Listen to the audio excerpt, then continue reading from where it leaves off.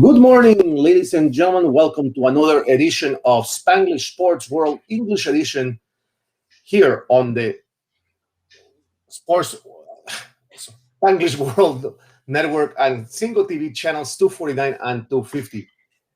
Remember to please go to the respective stores of iOS and Android to download the Single TV app, where you will be able to find the best programming in sports, entertainment, and everything that you want to see. Remember as well that you can that the application is completely free, so there is no reason why not to download it and enjoy it.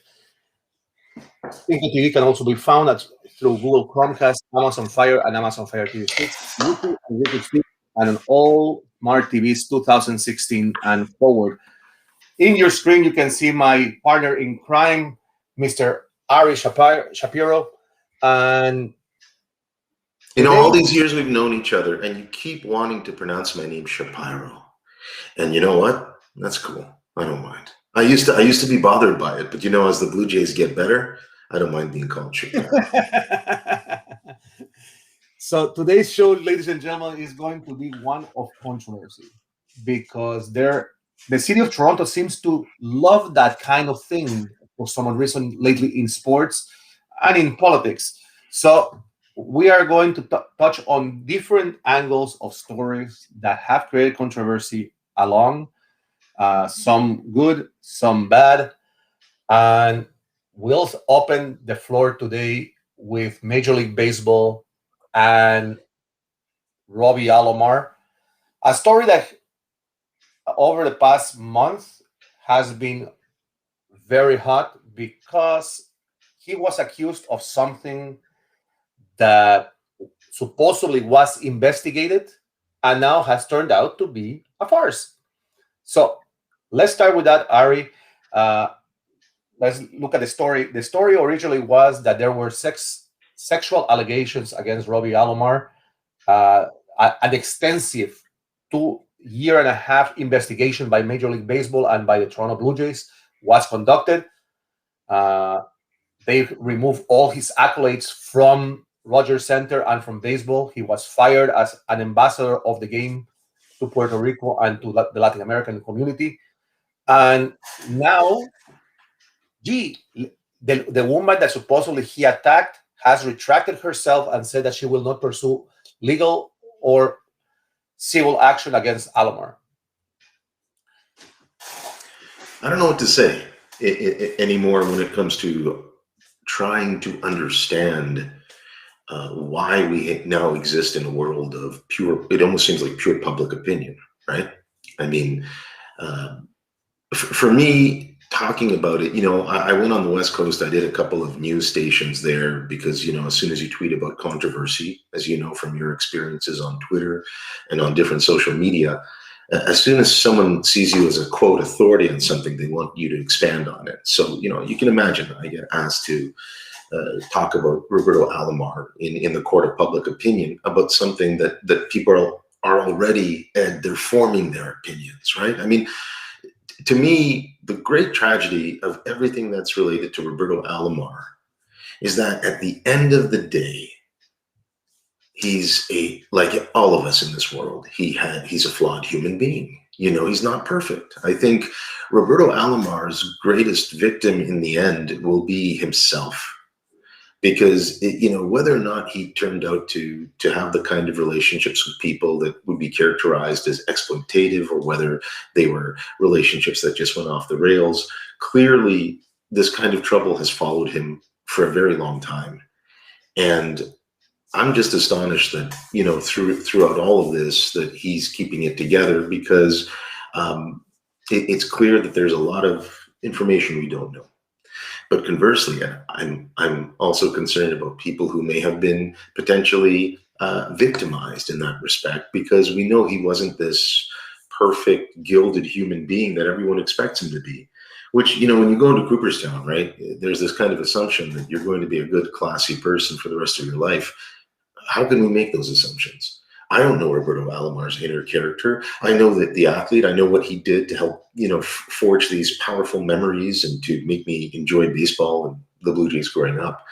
But in terms of his morality, his character and his nature, and the truth behind what he has or hasn't done, I can only look at the facts. And from what I've seen, there's a lot of Roberto Alomar that has been admired and loved and adored because he's done a lot of good things in his life. But it seems now that because of a few missteps or a few attempts at publicity or whatever it is that's hovering around him now, he's like embroiled in this. It's almost like, I don't know if you agree with this or not, but I kind of, in a strange way, I saw this coming because, between the Hirschbeck incident and all those other rumors that were floating when he was a bachelor during his Skydome days, karma's a bitch, isn't it? Like some of that stuff comes to roost, and I almost feel like there's just a curse. There's something ominous around him, and it has to do with everything from his nature and really bad decisions. I mean, and I want to be quite crude with this because uh, really, and Ari, I am very, very, very happy that we were the only network that when the story came out, we didn't publish anything because we wanted to find out the truth. Everybody else ran to the accusations. Oh, Alomar is this. He's a womanizer. He's a this. He got so many wives. He had this. And I said, hold on. Let's look at the perspective of if the story is correct. Let's see what happens 2, 3 weeks down the line, because you never know what's going to happen. Uh, and now, as I said, 3 weeks down the line, this woman has decided not to file charges because supposedly there was a video of the situation happening in at Rogers Center where supposedly there was misconduct, and they couldn't find the video. So, you know, I'm sorry, but you tarnished the career of somebody based on hearsay, and Major League Baseball said that they conducted an investigation of a year and a half, and now this comes out. You know, it's Well, let's be clear that in conducting their efforts, right? I mean, look, if you're going to tell me that you're going to spend a year and a half looking into an employee's conduct, and you, after all of the time, money, and effort you spent in that, come back to me and say, I don't think Ed should be on our level of excellence, there has to be a reason for it beyond simply allegations, right? I mean, it wouldn't make sense. Why would they want to shoot themselves in the foot with this embedded living legend that's part of their lore and can be so valuable to their future as an organization, unless they felt that the mere accusation, validated through their research, indicated that he might be a loose cannon, he might be a liability. You have to remember that today it seems like a lot of these quote terminations and layoffs and the way corporations treat their employees has less to do with economics and morality and more with wanting to avoid any hopes of negative publicity that could damage and tarnish the brand.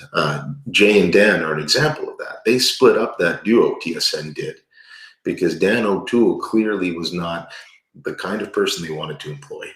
And that's a very loaded way of saying that, he was someone that they viewed as a potential liability.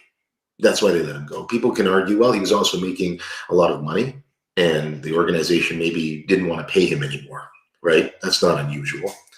But I think when we see these question marks of companies that validate their actions by saying that they've done their research and due diligence, I've always wanted to assume that that means something, because why would they want to part company with Roberto Alomar when the benefit that he represents as part of their culture far outweighs the liability of maybe being a guy who had a tendency to do misogynistic things? Clearly, there's more than misogyny here. I can't see them parting company like this unless they felt that there was more than meets the eye from our perspective. What do you think? Well, and I am not saying that the commissioner's office didn't do their due diligence or the committee didn't do its due diligence. But before you come out with a statement that we are splitting association with this individual, and in every single situation, Major League Baseball has taken action against a player for misconduct it has come out of a legal of of charges being filed legally, not civil. You know what I mean? And in this case, it was the only athlete that they have distanced themselves from for a civil suit. And I think that that was wrong in the part of Major League Baseball. And I thank the Hall of Fame for taking the stance that his accolades in the field were the ones that inducted him into the Hall of Fame, and they weren't going to take anything down from him. They won't touch him in the Hall of Fame. That would set the kind of precedent that would unravel Cooperstown, right? If you start taking out enshrined athletes on the basis of their moral character, it's going to be pretty quiet in there. A lot of room. Because if you think about it, between those early pioneers of the Ty Cobb, Babe Ruth era, coupled with the 60s and 70s caliber of athlete, coupled with the 90s steroid laden, I mean, the list goes on and on. Every generation has people who clearly were lacking in moral fiber. And Roberto Alomar has been kind of relegated to the dust heap of unsavory characters. I mean, they put him on the ineligible list. Ed, have you seen the names on baseball's ineligible list? He is in the same category as Marge Schott. You know, think about it. A racist owner who was banned from the game is equated now in the same capacity of undesirable as Roberto Alomar. I mean, he must have done something really bad. Right, and even you look recently, there was another article that came out of another female employee who's accusing him of sexual misconduct. I think we're going to see more and more. I think this is maybe the tip of the iceberg for Robbie. I hate to say it, because I wouldn't be surprised if a lot of relationships he forged, again being a free swinging wealthy bachelor, produced the kinds of toxic outcomes that could potentially haunt him. I'm not implying that there's an agenda against him, but if you were someone who was mistreated by Robbie in the past and you see women coming forward, you'll be now more likely to say, wait a minute, I had something awkward or uncomfortable happen with him. And then it goes back into the court of public opinion. And it's complete lose-lose for both the Blue Jays and Robbie, because it makes it have that aura that I so detested from Maple Leaf Gardens in the 1980s. Remember that? Remember all those crimes they had involving Gordon Stuckless and all those young boys who were preyed upon in exchange for tickets? Did you ever notice how conveniently Maple Leafs as an organization and all their owners got away from that without being stigmatized for it? Think about it. There were literally like child exploitation rings going on in hockey in the 1980s. But because we didn't have journalists who really muckraked enough and could expose the truth, and we didn't want to just simply judge that the organization was fostering that's how perceptions are fickle. And right now, even a hint of exploitation based on misogynistic elements, which is what this is all about, right? Because you read about all the salacious remarks related to this, all the dailies here are reporting it differently. Like if you read it in the Toronto Sun, it's a radically different interpretation than what might be, say, in the Toronto Star or the Globe. I feel for him because he doesn't deserve to be tried like this. Anything that happens to him in a civil or a criminal matter should be in the courts and should be between his victims and the alleged so-called crimes that he committed. And if Major League Baseball and the Blue Jays, after a year and a half, came to the conclusion that they want nothing to do with him, that leads me to believe that there's a lot more coming down the line. I hope that something gets done, because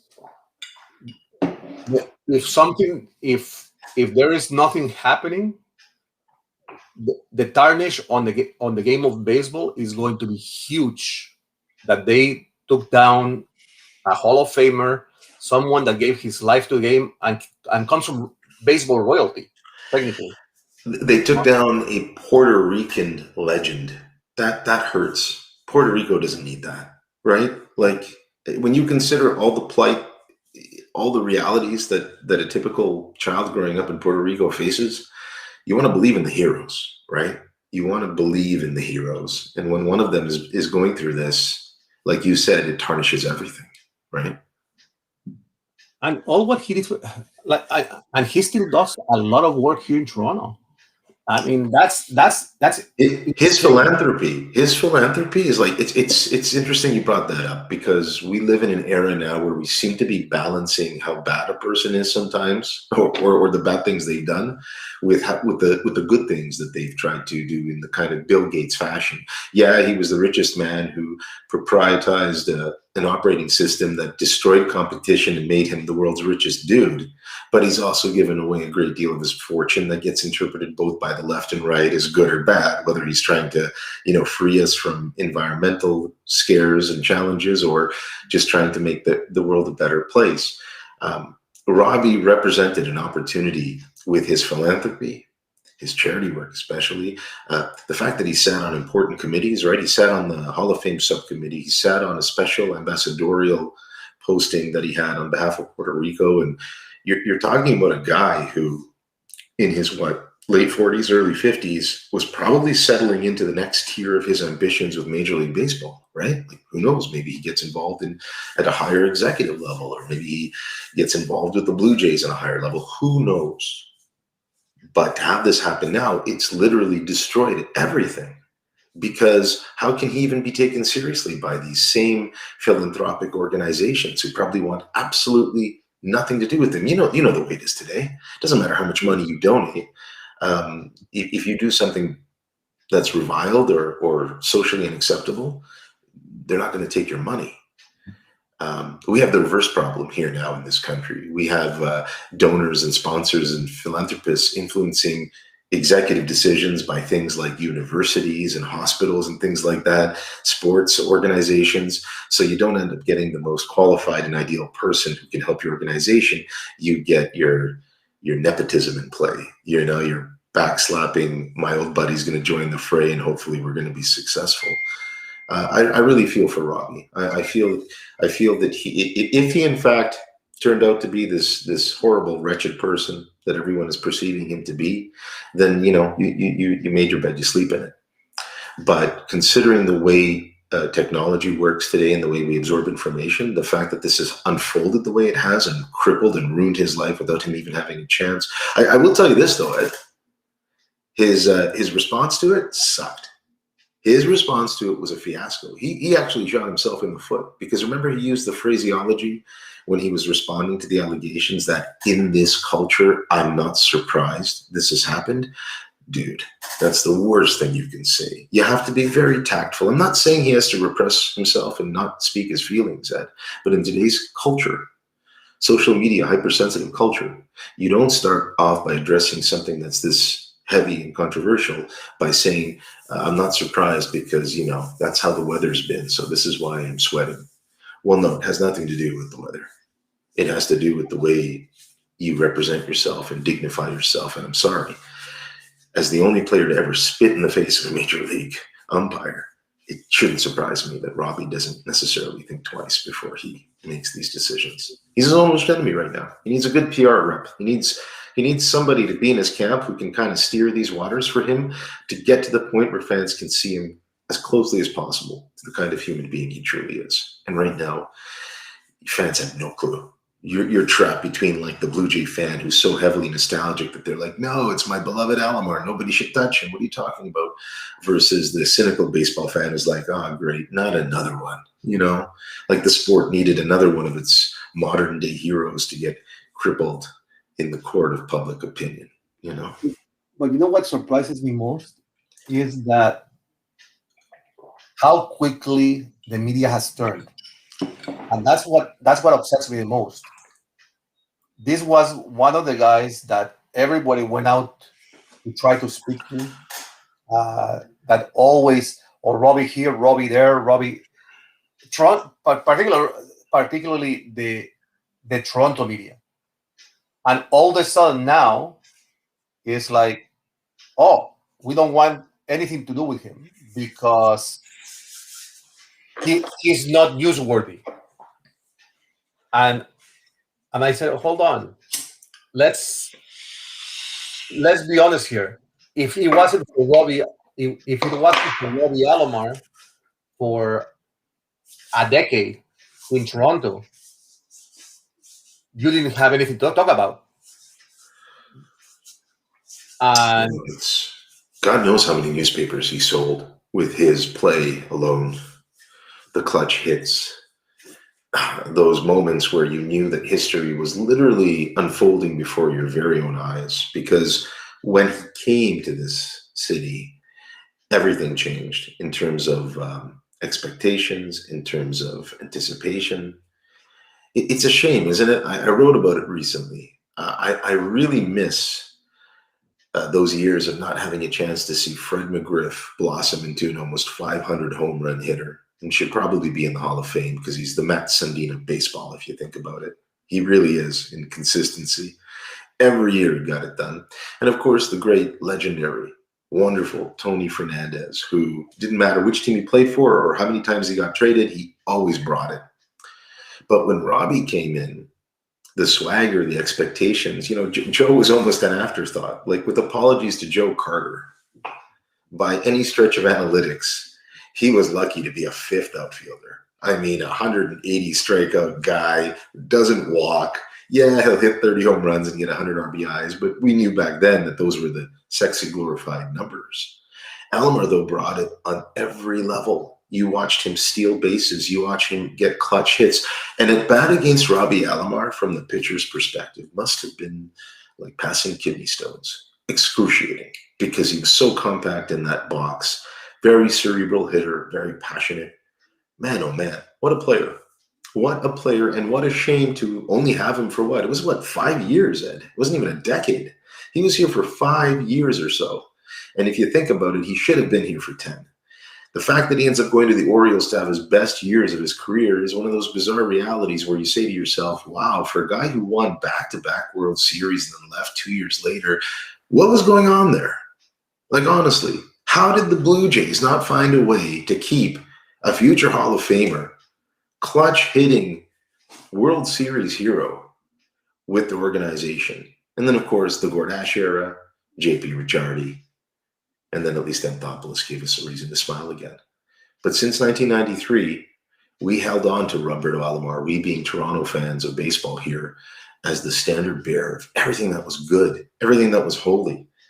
And to now think back to those years and being driven by this media narrative that he is now an outcast, we've decided this happened to him. Major League Baseball has concluded it. The Blue Jays have concluded it. Great secrecy. You know what I'm going to release later this weekend, Ed, for my viewers, for my podcasting deal? I'm going to release my interview I had with Shai Davidi, where we talked about that. And in our interview, I asked him how he felt this would affect the legacy and the future of the team. And he acknowledged that, man, this doesn't end well. This really doesn't end well. You erase Roberto Alomar from history, doesn't end well. Very, very, very sad. So I wanted to go into hockey and talk about the Jack Campbell controversy with his play and people attacking him. But we are in baseball and we are talking controversy. Now we are going to talk controversy of the Hall of Fame, because I think the Hall of Fame needs and as you know, Ari, I have been involved currently in a social media platform called Clubhouse, going in there and talking with different people. Happens to be that there is a room within Clubhouse, a club within Clubhouse called the Daughters and Sons of Athletes, that was created. Oh my, that's got to be one hell of a room. That's got, that room should be called. It should be called during the day, Daughters and Sons of Athletes, and then at night, when everybody starts drinking and loosening up a little bit, it can be called Big Mommy Daddy Complexes. Big issues, big Freud. They should call it the Freudian room, because I can only imagine what it must be like to be the son, the child of a famous athlete, especially one who's controversial. I'm sure you heard and saw a lot of things. So the room was created none other than by Lori Moreno and Kelly Stargell. Willie's daughter. Interesting. So yes, the great Willie Stargell. So, the underrated Willie Stargell. And actually, I just sent you a link of one of the stories that I'm following from that room, and that's the story of Beta Pinson the third, Beta Pinson the Senior, and one of the greatest ball players that probably roamed the outfields of baseball in the 1960s and 70s, and that hasn't been given his rightful place in the Hall. One of the other people that I am going to now pursue to see how we can get him elected to the Hall of Fame, and the daughter happens to be in that clubhouse room, is Anita Oliva, the daughter of Tony Oliva. Uh, and it's sad to see that players of that caliber are not in the Hall because of technicalities. Uh, you know, and I would argue it's sad to see that they're not in the Hall because they're usually, either African American or from outside of the United States. Like that's what's especially depressing, because that whole era of 60s, 70s, 80s baseball, like you said earlier, we've talked about this before, it's one of your favorite subjects, produced a whole glut of completely deserving Hall of Famers who get overlooked because their analytics just don't shape up. Which is so ironic, because in the old days, you remember what the standards were, right? You had to have a certain minimum just to be considered. And if you missed it, you got forgotten because they put you off the list. so let's look at Beta Pinson, because Beta is an interesting character. If you look at his hits, he had 2,757 hits.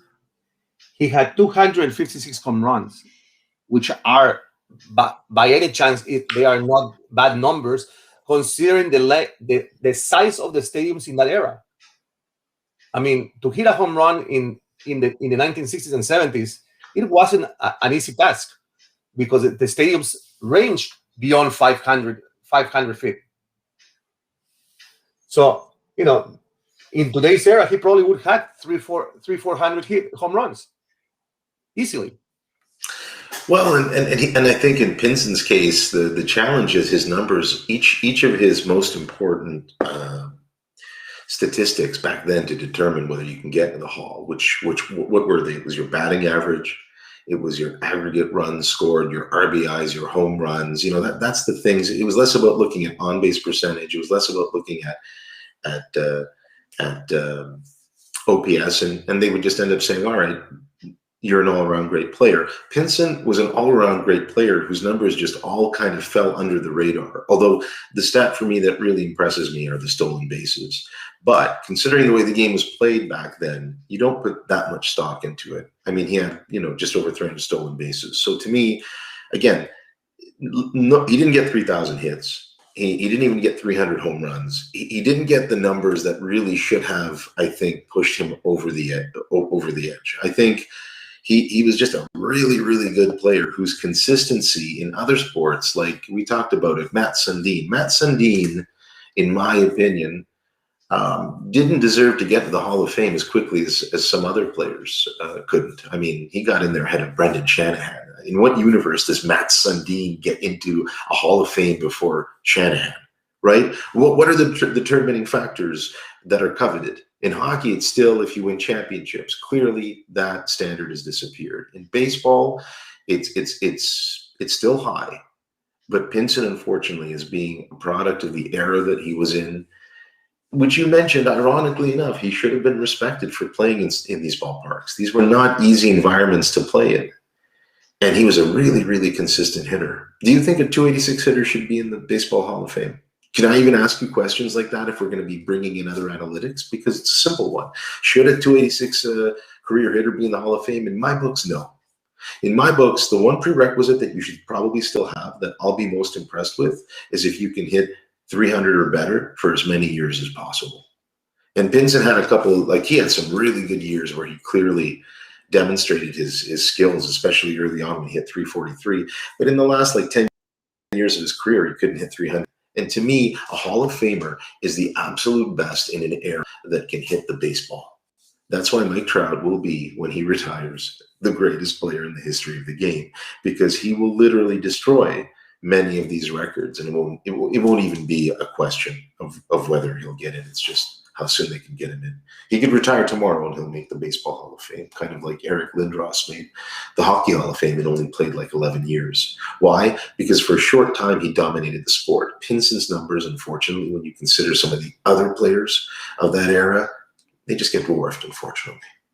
I think it merits consideration. I mean, like you said, if he would have played a full baseball career, he would have had over 3,000 hits. That's a Hall of Famer.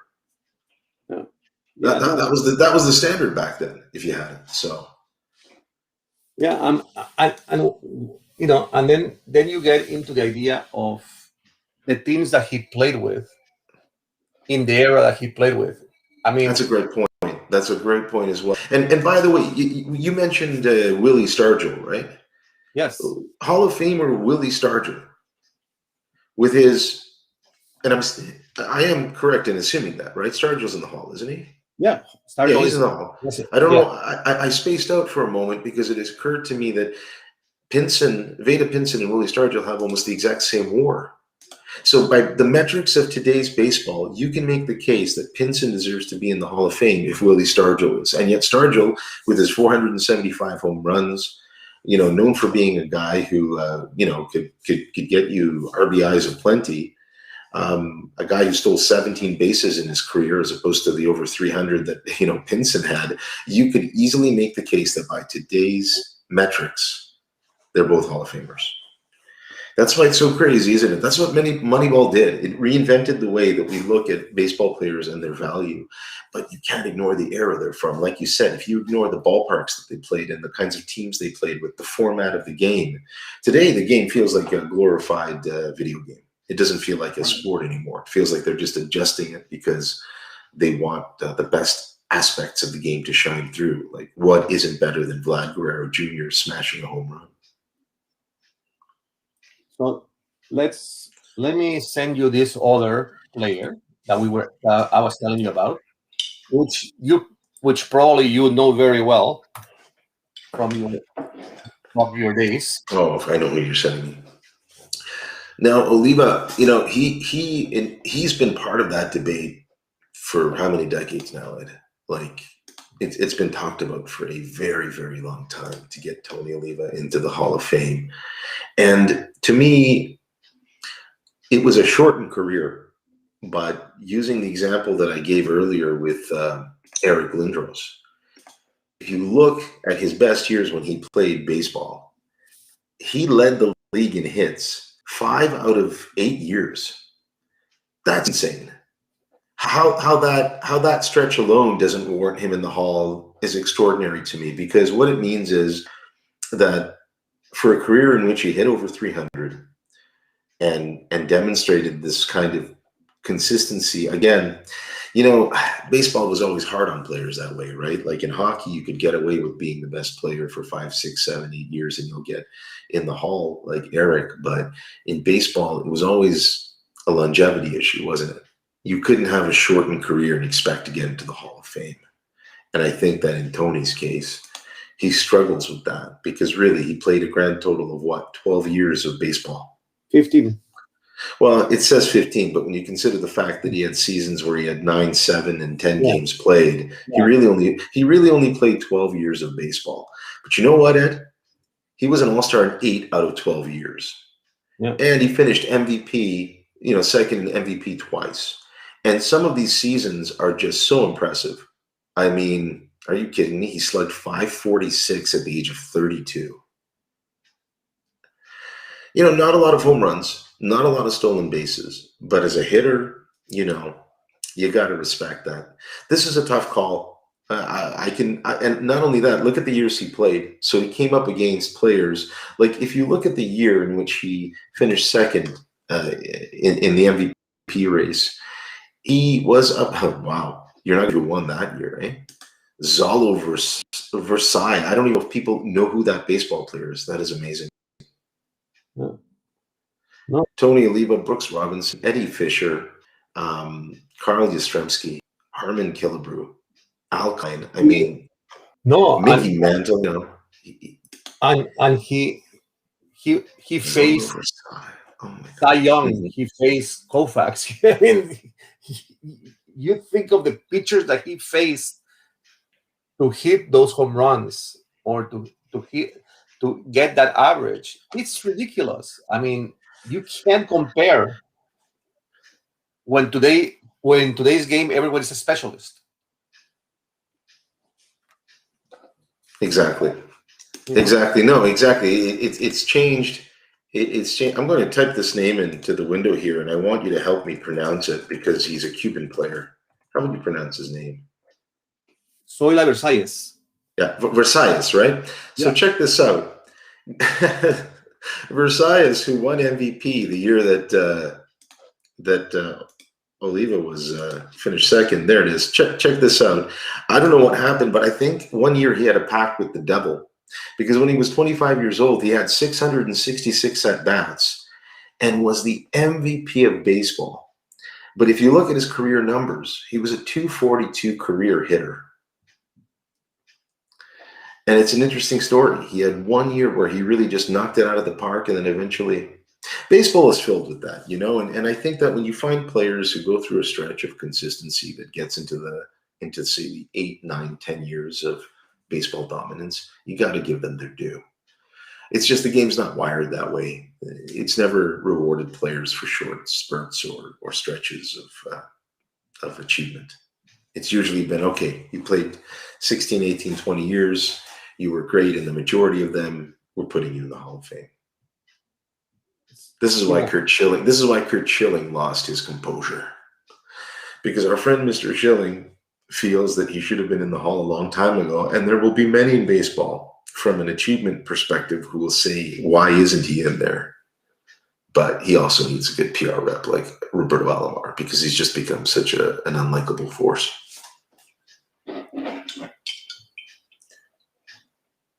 Yeah. I mean, it's hard to see.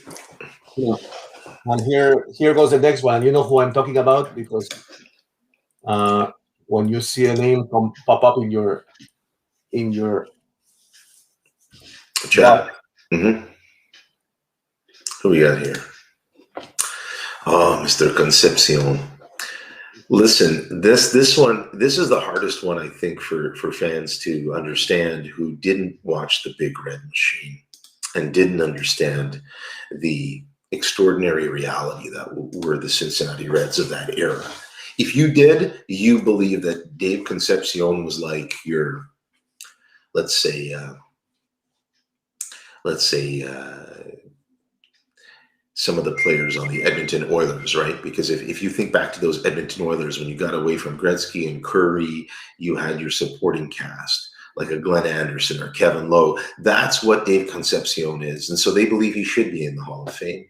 You look at his numbers and it doesn't tell the story because we know what kind of an extraordinarily defensive player he was, right?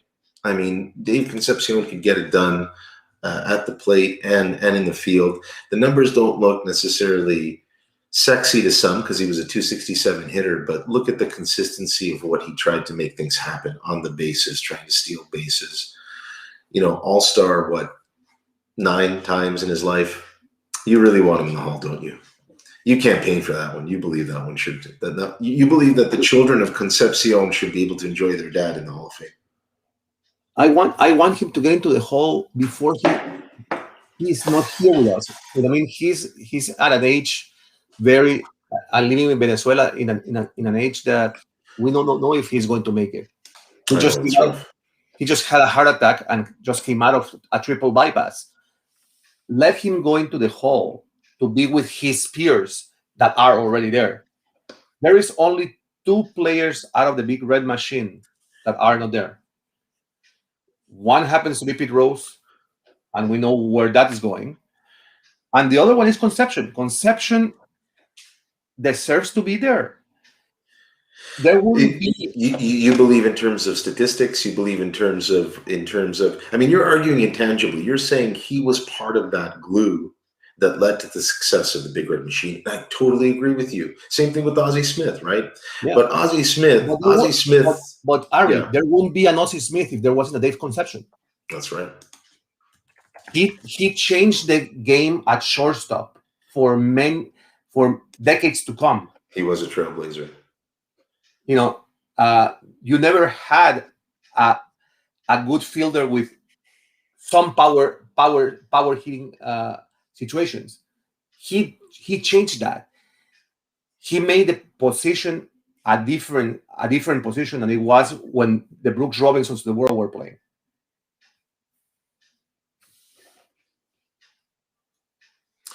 And boy, did Ozzie Smith ever run with it. Now that's a Hall of Fame career.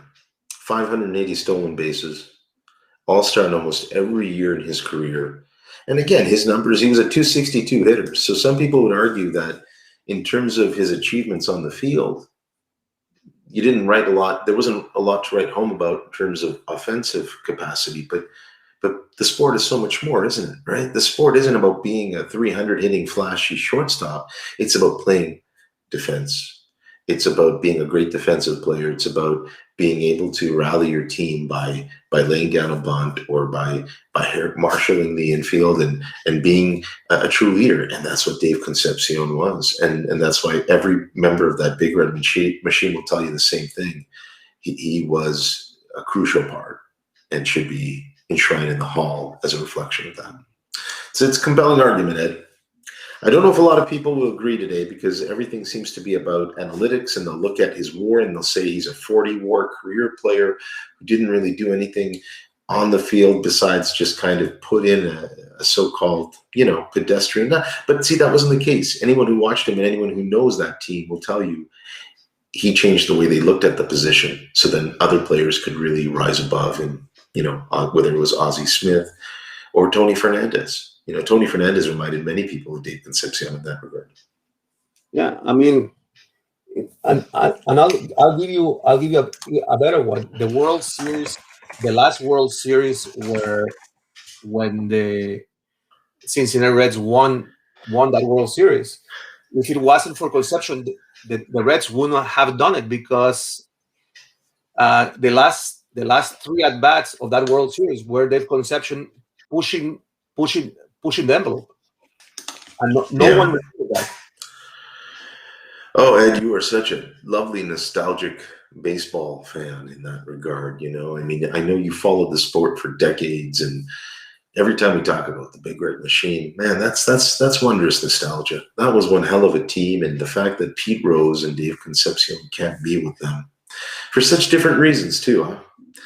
With Rose, we can agree a little bit of humility would have gone a long way, but some people just aren't capable of it. The reason that, and here is quote unquote what baseball writers that have the right to vote people into the hall said was that Dave Concepcion left the game and went to Venezuela and did nothing for the game.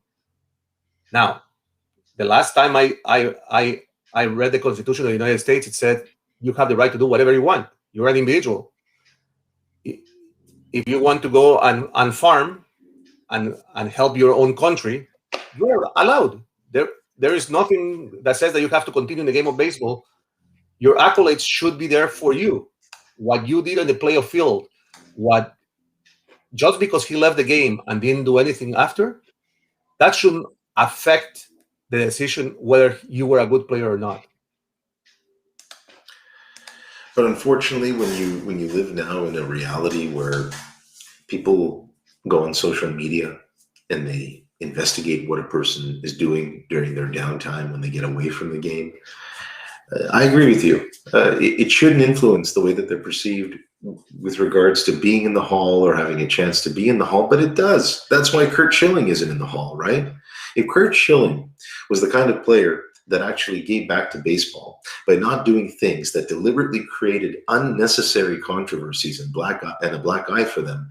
I mean, think about it. He's had controversy at every level, from the loans that he took for his business, where he ended up bilking the taxpayer of the community that he was in I think it was Massachusetts, when he was doing his video game company, to the things that he talked about with Trump, to the things that he said politically that were extremely charged, and clearly anyone who's a free-thinking human being would look at that and go, okay, the guy's got to burn his saddle, and he's not helping baseball.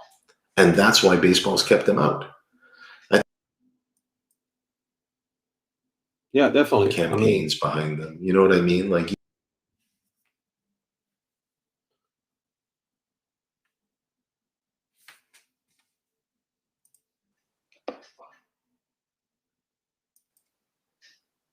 yeah, sorry. How much did you hear that before we dropped? You are back. Yeah, sorry. Where was I at when we And dropped there? camera. Your camera is off, Ari. How about now? It's fine. It's fine now. There we go. Hold on. Give me 1 second. Mm-hmm. How about that? Where was I Can't at? hear you, Ari. How about now? Anyways, How about now? we only have about 3 minutes left, so let's say farewell, and we'll come back next week.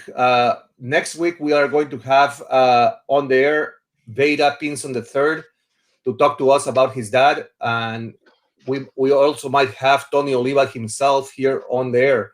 So until then, ladies and gentlemen, this has been Spanglish Sports World English Edition. We'll see you here next Saturday at the same time, 11 a.m. on the Single TV television network. I want to thank my great friend and co-host Ari Shapiro. Again, I did it, Shapiro, for all his great commentaries. And remember that you can go to our website, SpanglishSportsWorld.com, for all the news articles and from our columnists and hosts. And remember, Spanglish Sports World.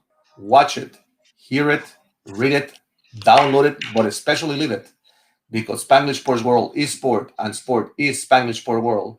In the name of Ari Shapiro and myself, Eduardo Harari, this has been another edition of Spanglish Sports World English Edition.